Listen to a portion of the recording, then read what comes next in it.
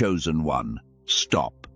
Whatever you were about to move on to, let it wait, because this did not reach you by accident, and some part of you already knows that. You did not stumble onto this. You were led here. Out of everything that could have crossed your path in this exact moment, this is what found you, and things that are meant for you do not arrive by chance. I need you to feel the weight of that for 1 second. The timing of this is not random. The fact that you paused right here, right now, on the edge of this Sunday, is itself the first sign. Heaven does not waste appointments. So before you go anywhere, stay, because what I am about to tell you was arranged for you long before today, and this Sunday it comes due. Here is what I promise you. In the next few minutes, I am going to show you exactly who you are about to become when this Sunday arrives. I am going to show you the 3 signs that the change has already started inside you, quietly, underneath everything. And I am going to show you the one thing that has been holding the new you back, the thing almost nobody names, because once you see it, you cannot unsee it, and it stops having power over you. So do not drift off. Do not let your mind wander back to the noise of your day. For the length of this message, let it just be you and the truth, because you have waited a long time for someone to finally tell you the truth about what is happening to you. And here is the first piece of it. The person you are meant to become is not somewhere far off in your future. That person is not a stranger you have to build from nothing. That person already exists inside you right now, fully formed, simply waiting. The new you is not missing. The new you was switched off. I want you to really hear that, because it changes everything about how you see yourself. You have spent years thinking you needed to become more, do more, fix more, earn your way into the life you sense you were made for. And all along, the truth was the opposite. You do not need to add anything. You need to turn something back on.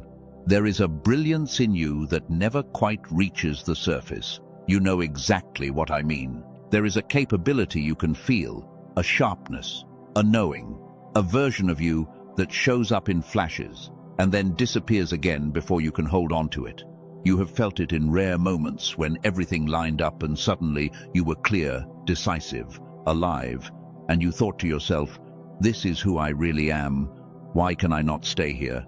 And then the fog rolled back in and you went back to the muted version of yourself and you called that normal. That fog has a name. I am going to give it to you now, because naming it is the beginning of the end of it. What has dimmed you all these years, I call the dimming. It is not a punishment. It did not come from God. It is not proof that something is wrong with you. It is a quiet lowering of the lights that happened so slowly, over so many years, that you began to believe the dimness was simply your nature. It is not your nature, it is a setting, and settings can be changed. Think about who you were as a child. Before the world got its hands on you, you were electric. You believed things were possible that adults had already given up on. You could focus on something you loved for hours and lose all track of time. Your imagination was not something you had to reach for. It was just there, running, effortless, bright. You did not question whether you were enough. You simply were. And then, one layer at a time, the lights came down. Someone told you to be realistic. Someone made you feel foolish for dreaming out loud. Disappointment taught you to expect less, so it would hurt less. Responsibility crowded out wonder, and year by year, without any single moment you could point to, the bright child dimmed into a careful adult who learned to survive by staying small. That is the dimming, and you have lived inside it for so long that you forgot there was ever anything else. But here is what I need you to understand, because this is the hinge the whole thing turns on. The dimming never destroyed the brightness. it only covered it. The genius you had as a child did not die. It went quiet. It is still in there right now behind the fog, waiting for permission to come back online. And this Sunday is when the permission comes. How do I know it is already stirring in you? Because of the 3 signs, and I told you I would name them. Watch for these, because they are the fingerprints of the new you pressing against the old shell.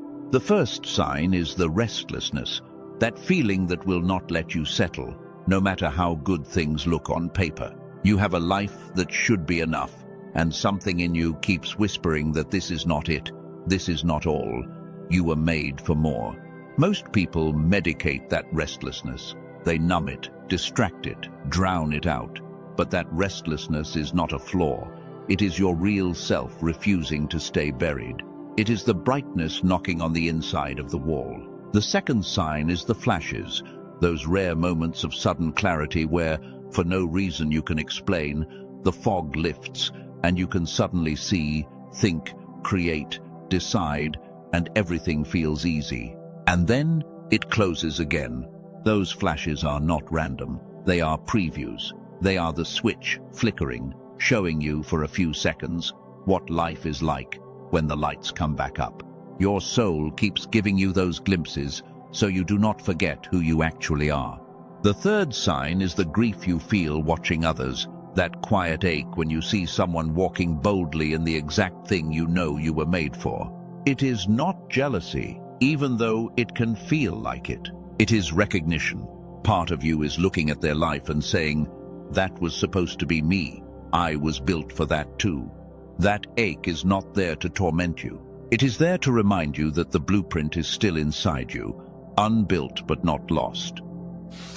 If you have felt even one of those 3, you are not broken and you are not too late. You are simply a chosen one, living under a dimming that is about to end. And I want you to notice something. I have not asked you to become anyone new. Everything I have described was already there. That is the whole secret. You are not under construction, you are under recovery. Let me show you something now. Close the gap between where you are and where this Sunday is taking you, and see it for a moment. Picture yourself a few mornings from now. You wake up, and the first thing you notice is that the heaviness is not there. That familiar weight you drag out of bed with every single day, the one you assumed was just part of being an adult, is simply gone. Your mind is quiet in a way it has not been in years, not empty, clear. Like a window someone finally cleaned. You go through your morning and you catch yourself making decisions without the endless second-guessing. You know what you want. You know what to say. The words come easily. The fog that used to sit between you and your own thoughts has thinned, and you can reach yourself again.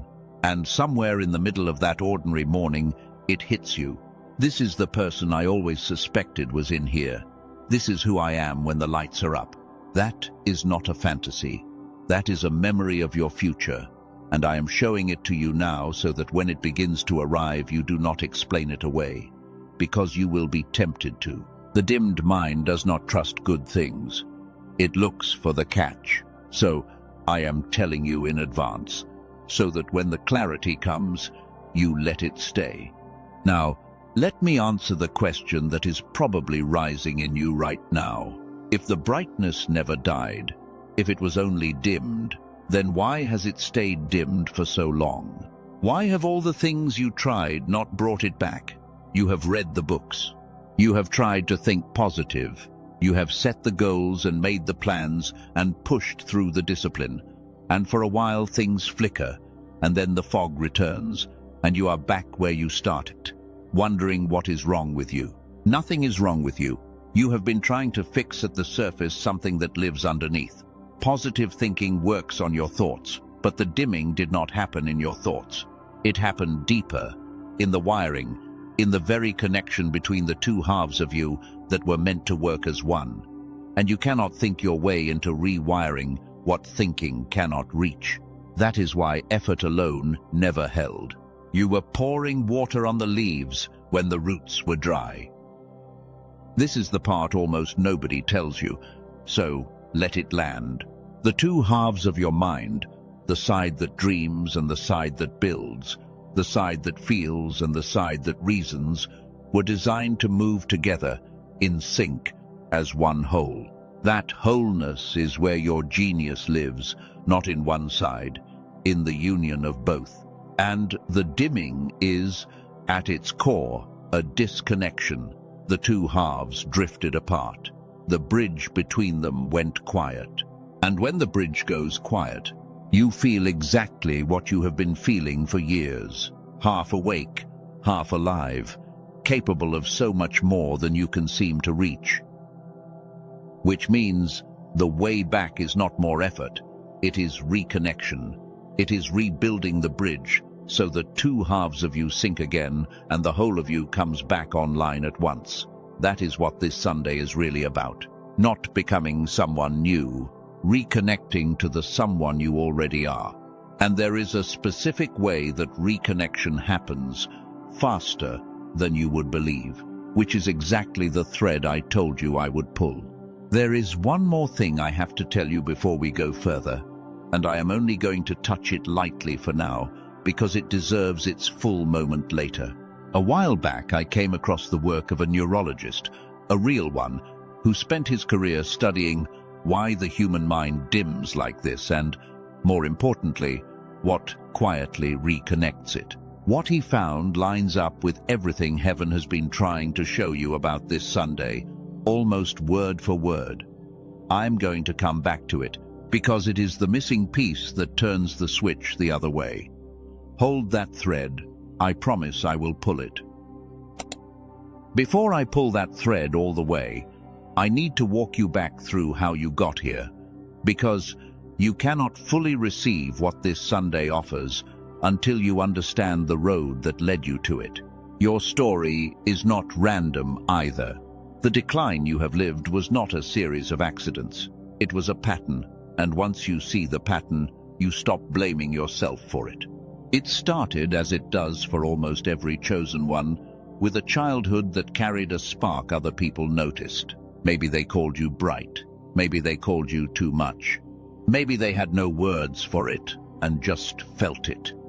You were tuned to something, and somewhere in those early years, life began teaching you that the spark was dangerous, that it made you stand out when standing out got you hurt, that dreaming out loud invited people to laugh, so you learned to bank the fire. You learned that being smaller was safer. Then came the middle years, the long, slow decline that no one warns you about. You traded wonder for competence. You got good at surviving. You built a life that worked well enough, and the price of that working was that you slowly went numb. Each compromise seemed small. Take the safer path. Silence the odd idea. Stop expecting the extraordinary. And none of them felt like much on their own. But stacked up over 10 or 15 or 20 years, they buried the bright child under so many layers of caution that you forgot the child was down there at all. And now here you are, functional, capable, tired in a way sleep does not fix, living a life that looks fine from the outside and feels muffled from the inside. That is the decline arc, and I am naming it not to sadden you, but to free you. Because a decline that happened by pattern can be reversed by pattern. You did not fall by accident, and you will not rise by accident either. Now let me name the thing standing between you and the rising, because it is closer than you think and quieter than you expect. It is not your circumstances. It is not other people. It is not even the dimming itself anymore. It is the story the dimming taught you to tell about yourself. The story that says, this is just who I am. This muffled, half-lit, careful person is not a setting I am stuck in, it is simply my personality. That story is the lock on the door, and you have been holding the key the whole time, believing it was the wall. You have to understand what that story does. Every time the restlessness rises, the story says, do not be dramatic, this is just life. Every time a flash of clarity shows you who you could be, the story says, do not get your hopes up. It never lasts. The story is not protecting you. It is guarding the dimming. It is the warden that keeps the bright version of you locked in the basement.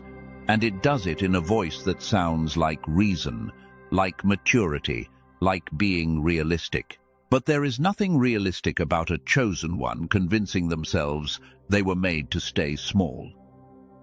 I want to tell you about a man who lived under exactly this story. His name was Gideon, and when we meet him in the sacred writings, he is hiding.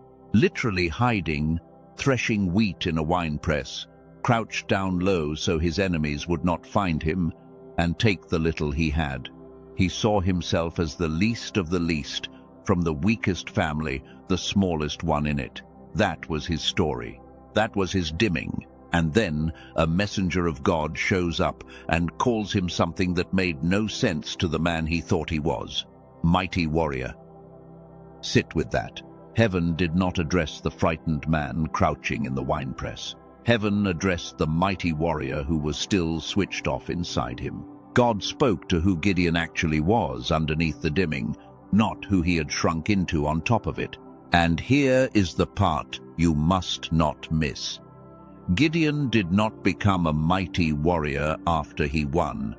He was called a mighty warrior while he was still hiding. The identity came first. The becoming came second. The identity is what made the becoming possible. That is exactly what is happening to you right now. This is your wine press moment. You are crouched down inside the story that you are the least, the tired, the ordinary, the too late. And a voice you did not go looking for has found you and is calling you by a name that does not match the story. The name is the real you. And this Sunday is when you finally answer to it. Now, I already hear the resistance rising, because I have walked with enough chosen ones to know exactly what your mind is doing right now. So, let me meet it honestly. 3 objections at once. Maybe you are thinking, I have tried to change before and it never held. Good. I want you to have tried and failed, because it means you have proof that the surface methods do not work, which is the exact thing I told you at the start. You did not fail because you are incapable. You failed because you were working on the leaves and not the roots. Reconnection is not another thing to try harder at. It works underneath the place where trying happens. So your history of trying and losing is not evidence against you. It is evidence for what I am telling you. Maybe you are thinking, this sounds too good. My situation is different. I am the exception. It works for others, but not for me. That thought is not humility. It is the dimming defending itself. The exception story is the last wall the fog hides behind. And I want you to notice that a truly ordinary person does not lie awake feeling like they were made for more. The very fact that you carry that ache disqualifies you from being the exception you fear you are. Ordinary people are not haunted by unlived greatness. Chosen ones are. And maybe, underneath all of it, you are thinking the quietest objection of all. Who am I to become that person? What if I do not deserve the bright life I can feel waiting for me? Chosen one, hear me. Worthiness was never the requirement. Gideon did not earn the name Mighty Warrior. It was spoken over him as a gift, before he had done a single thing to deserve it. Your brightness is not a reward you have to qualify for. It is your original design being restored to you. You do not deserve your own eyes back. You simply get them back, because they were always yours. Let me take you forward again, into a different corner of the life that reconnection opens, because clarity in your own mind is only where it begins. Watch what happens around you when the lights come back up. The people in your life start responding to you differently, and at first, you will not understand why. You will walk into rooms and be heard without having to fight to be heard. The ones who only knew the dimmed, you will feel the change before they can name it. Some will be drawn to it. A few will resist it because your smallness made them comfortable. And that is its own kind of confirmation that you are truly rising. And the calling you buried, the one you stopped mentioning because it embarrassed you to still want it, comes back within reach. Not as a fantasy, but as a set of next steps you can suddenly see. When the two halves of you work together, the dreamer and the builder finally cooperate. The part of you that imagines the life stops being at war with the part of you that could actually construct it. That war has exhausted you for years. Its ending is not just peace. It is power. It is the moment your vision and your capacity finally point the same direction. I want you to do something small with me right here, because this is not only meant to be understood, it is meant to be felt. Wherever you are, let your shoulders drop. Just let them fall away from your ears. Notice the place in your body where you have been holding the tiredness.